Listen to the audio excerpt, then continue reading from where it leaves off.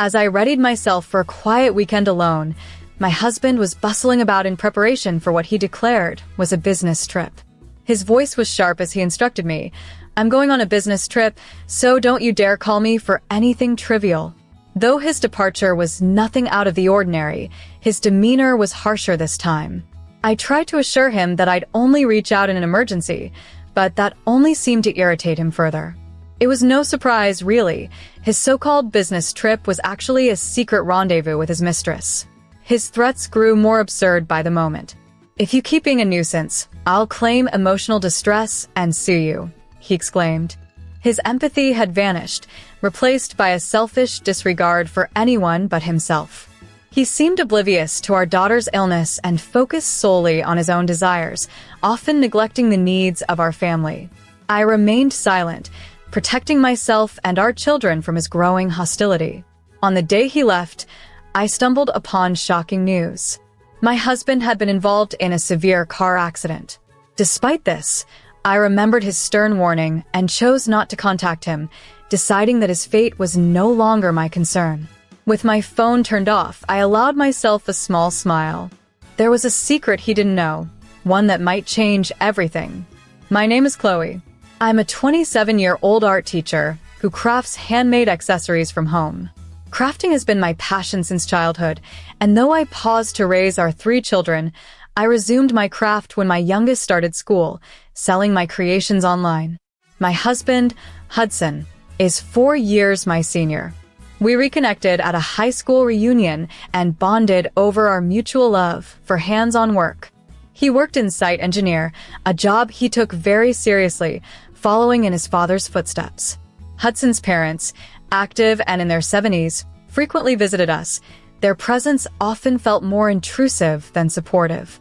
They never truly understood the nature of my work from home, dismissively commenting that it wasn't real work and lacked the importance of Hudson's career. Moreover, they showed little regard for our daughter, Ruby's serious shellfish allergy, treating it as mere fussiness and nearly endangering her life on one occasion by offering her shellfish.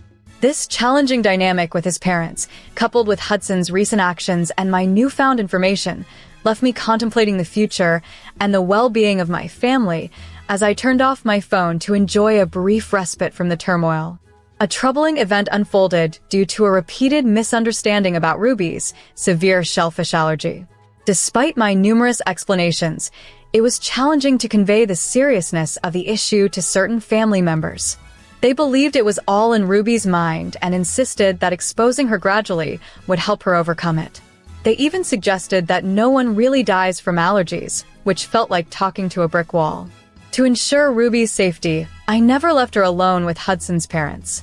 However, they began to drop by unexpectedly when I was not at home, increasing my fears of a potential accident. Despite my pleas, Hudson wouldn't address the matter with his parents to prevent their unscheduled visits. Hudson often defended his parents, suggesting their experience with raising children should be enough to trust their judgment. Exhausted from work and overwhelmed, he left me to handle the household and the kids mostly alone. His understanding of Ruby's allergy was limited, and he often used me as an outlet for his stress. Our son, Mason, who had no allergies himself, became an invaluable support. He would read food labels and help protect Ruby. He was protective of his sister and increasingly resentful toward Hudson and his parents. One particularly trying day, after Hudson left early for work, he called asking me to clean his parents' house while his mom was out. Despite having my work to handle, Hudson dismissed it as trivial and insisted I help out. Reluctantly, I went to his parents' house. While there, I received a call from a coworker of Hudson's, informing me that Hudson's father had left some important documents at home. I collected the documents and delivered them to Hudson's office. At the office, the coworker, who I recognized from our wedding, apologized for not calling Hudson directly, not wanting to challenge his pride. He appreciated my help, but his next comment puzzled me. He mentioned Hudson had been taking time off to care for Ruby, which was news to me. On probing further, I discovered Hudson had been claiming time off work under the pretense of caring for Ruby, which was completely untrue. I was stunned and confused by his deceit. As I drove home, lost in thought, I realized the extent of the misunderstanding and misinformation within our family about Ruby's health and the lengths Hudson would go to avoid confronting the issue directly. This incident deepened my resolve to protect Ruby and made me reconsider how we communicated and handled responsibilities within our family. That evening, as darkness enveloped our home and the children drifted into sleep, I settled in front of the television to unwind. Later, Hudson returned home, his arrival marked by a habitual late hour. He was visibly annoyed as he confronted me. "You didn't clean my parents' house today." "Mom called to complain," he said with a click of his tongue. I was taken aback. My day had been so chaotic with unexpected tasks at Hudson's office that I completely forgot about cleaning his parents' place. He continued, his frustration apparent. "You're always home and still, you didn't manage to clean? Did you go out instead?" I tried to explain that I had indeed visited the house, but had to rush something to his father's office, yet his expression shifted. A mix of confusion and an attempt to mask his true feelings. His sudden distance and every movement now sparked my suspicion. "Who asked you to go to the company?" he questioned, fear seeping through his facade of a day off. Opting to keep my realization to myself, I played along. "I'm not sure. I just delivered the documents and forgot about the cleaning," I said, hoping to ease the tension. "Just apologize to Mom tomorrow. I'm exhausted and going to bed," he concluded, his relief palpable, but his demeanor still guarded. His actions were a clear signal to me. Hudson was concealing something significant. After a restless night of contemplation, a grim suspicion took root. Was Hudson unfaithful? If he was exploiting our daughter Ruby's illness as a facade for his deceit, it was unforgivable.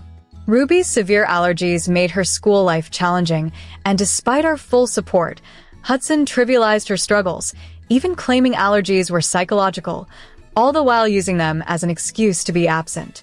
Fueled by anger and unable to dispel my doubts, I decided to hire a private investigator. It was a difficult financial decision, given the earnings from my online business, but the uncertainty was unbearable. Weeks later, the investigator's report arrived, confirming my worst fears. Hudson was indeed having an affair. He often skipped work to spend time with his mistress, a young woman in her 20s with striking features and a confident aura. Though not entirely unexpected, the revelation left me speechless. The foundation of our marriage crumbled, and instead of sorrow, I felt only rage and revulsion. I continued to collect evidence with the investigator and consulted a lawyer to discuss divorce proceedings, focusing on alimony, child support, and custody arrangements. My thoughts now centered on a future with my children, far removed from the past I had shared with Hudson. A few days later, Hudson nonchalantly mentioned he'd be working over the weekend on a remote project, claiming it required his presence for a preliminary survey and that he'd return on Sunday. Knowing this to be another lie, as his job no longer required such travel, I was undeterred. My resolve was firm and my path forward clear. 5 months back, Hudson transitioned to a job that no longer required him to travel overnight, eliminating any work-related excuses to be away from home. Yet, I suspected he was planning a secret weekend getaway, possibly with someone else.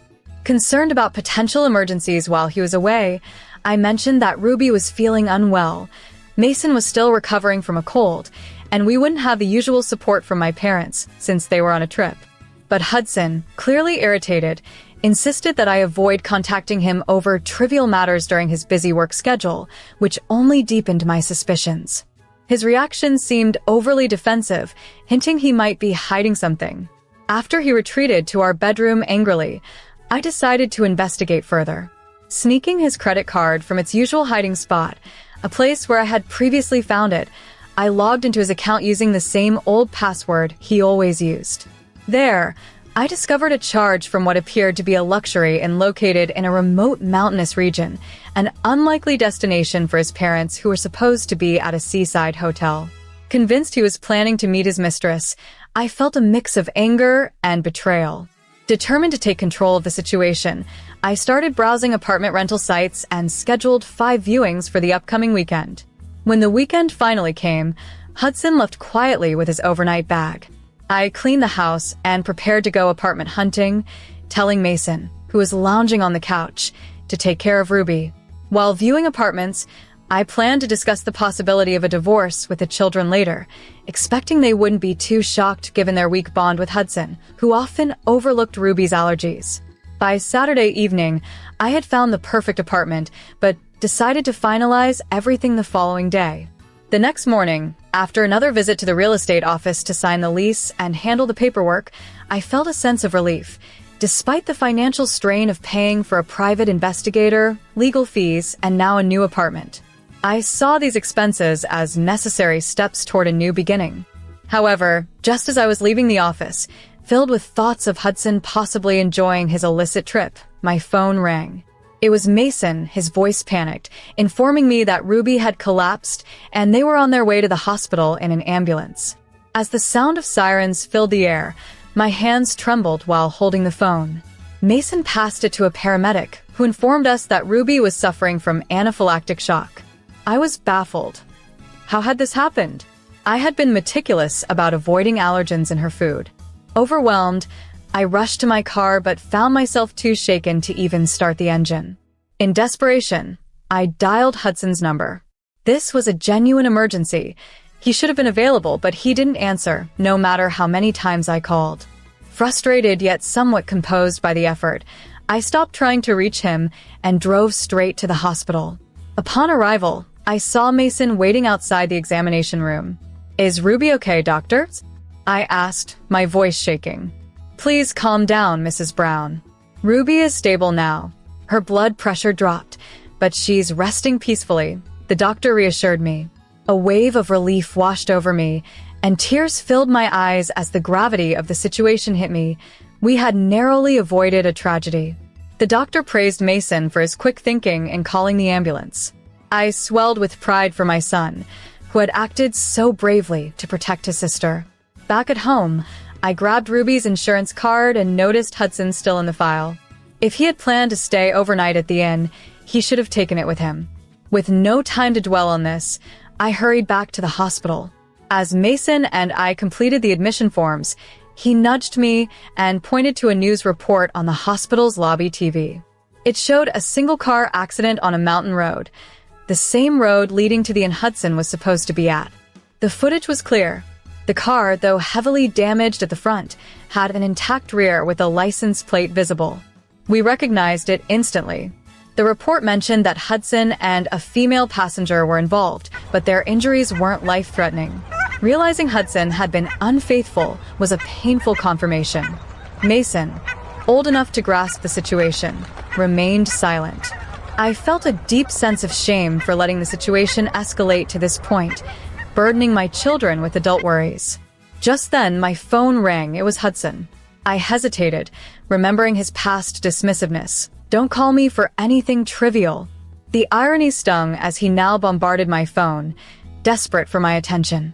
I chose to ignore his calls. Turning off one's phone in a hospital wasn't unheard of. After finishing the paperwork, Mason and I returned home, only to find Hudson's parents waiting outside. Exhausted from the day's events and not in the mood for more confrontations, I braced myself for yet another challenge. I left Mason in the car and made my way towards Chloe, who was visibly shaken. "Where have you been, Chloe?" "We've been desperately trying to contact you," I questioned, frustration edging my voice. She revealed that she had turned her phone off because Hudson had been in a serious car accident and was now undergoing surgery, expecting to be hospitalized for a couple of weeks. Surprisingly calm, I responded, "Is that so?" My apparent indifference infuriated her. "How can you remain so composed when your husband is in such a grave state? Don't you care about him at all?" Her words struck a nerve, and I felt a wave of anger rise within me. This confrontation was the final straw in what had been a deteriorating relationship, and I was ready to walk away. Earlier that day, there had been another emergency. Ruby was rushed to the hospital after a severe allergic reaction that threatened her life. I had warned everyone about her allergies repeatedly, yet here we were again.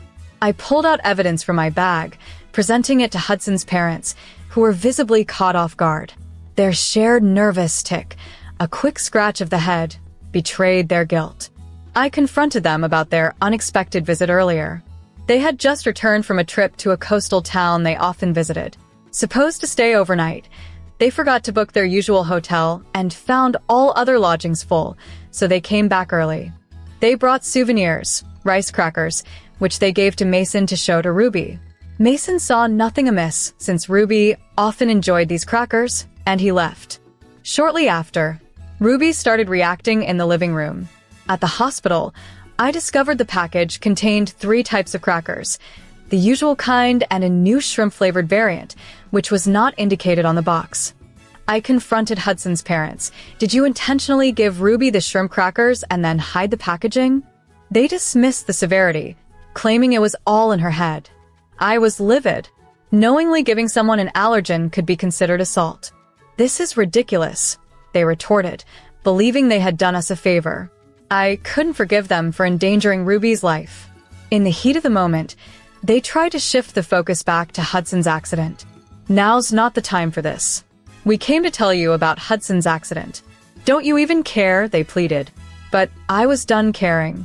Hudson had used our daughter's illness as an excuse to take time off for a trip with his mistress. I showed them the evidence I had collected from a private investigator. They were stunned. I declared my intent to divorce Hudson and pursue legal action against him and his parents for their reckless endangerment. My patience had run out. It was time to put my foot down and protect Ruby from any more harm. As I wrapped up my statement, a police car screeched to a halt outside the office, its sirens piercing the air. Mason had alerted the authorities on our drive back. Moments later, officers were at Hudson's parents' doorstep, requesting their presence at the station for an inquiry into an alleged assault. The news startled them into resistance, but they were soon escorted away. 1 week on, a call from an unfamiliar number reached me. It was the hospital housing Hudson. Despite our estrangement, he had listed me as his emergency contact. Mrs. Brown, I apologize for the intrusion, but Mr. Brown is insistent we reach out to you, the voice explained. Reluctantly, to spare the hospital's staff further trouble, I visited Hudson. Upon seeing me, Hudson erupted. Finally, you show up, you neglectful wife. You've been dodging my calls. What gives? Since the accident, I had ignored Hudson's attempts to contact me. His stay in the hospital conveniently coincided with my final preparations to relocate and my consultations with a divorce attorney. Mason and Ruby had given their full support to my decision. I didn't respond because you requested privacy, Hudson. I assumed you were busy, I replied calmly, feigning ignorance to provoke him further. And you took my credit card. Today's my discharge day, and I can't settle my hospital bill without my insurance card. Go pay it at the front desk. I didn't bring your insurance card. Maybe ask your parents for help. Ridiculous. How can I? You're the reason they're incarcerated. These past weeks have been a nightmare, and I'm considering suing you for emotional distress, Hudson shouted, his voice filling even the secluded room. I'd reached my limit.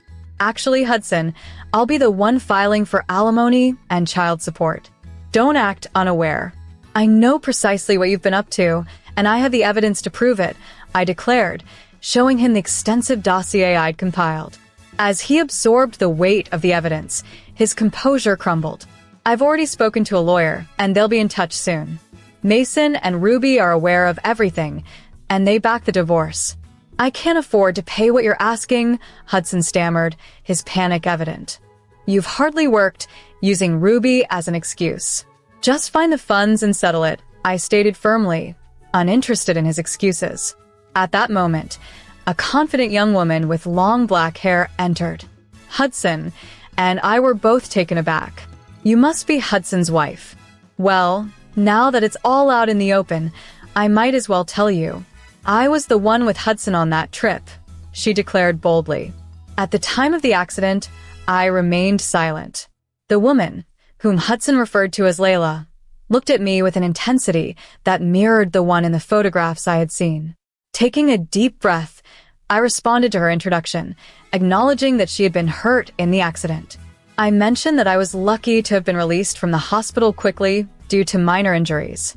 During our conversation, it came to light that Layla was considering divorcing Hudson, a decision that aligned with her feelings, as she confessed her love for him and expressed her desire to be with him. Layla informed me that although Hudson had not yet agreed to the divorce and was concerned about the financial burden it would entail, she was prepared to handle all related expenses, including alimony, to facilitate their separation. She reassured Hudson that by choosing her, he would not only resolve his financial issues, but would also have a partner who was younger and perhaps more aligned with his aspirations. Hudson, initially overwhelmed, realized that Layla's proposal could indeed solve his monetary problems. The promise of a new, uncomplicated life with her seemed appealing. Moved by her offer, he declared her his true partner, and they agreed to marry. As they celebrated their decision, I couldn't help but laugh at the absurdity of the situation, knowing well the complications that awaited Hudson. A private investigator had previously revealed to me that Layla was not just any woman. She was the granddaughter of a notorious crime family's leader. During this pivotal moment, men in black suits entered, confirming her connections to the underworld. Hudson's face paled as he realized the extent of his new reality, that escaping now could endanger his life. I wished them luck and left, smiling subtly. Within a month, thanks to my attorney, my divorce was finalized. Despite the dramatic turn of events, Layla honored her commitments, covering all expenses she had promised to pay. Hudson, now entangled in a web of debts and familial obligations, had no choice but to integrate into the crime family.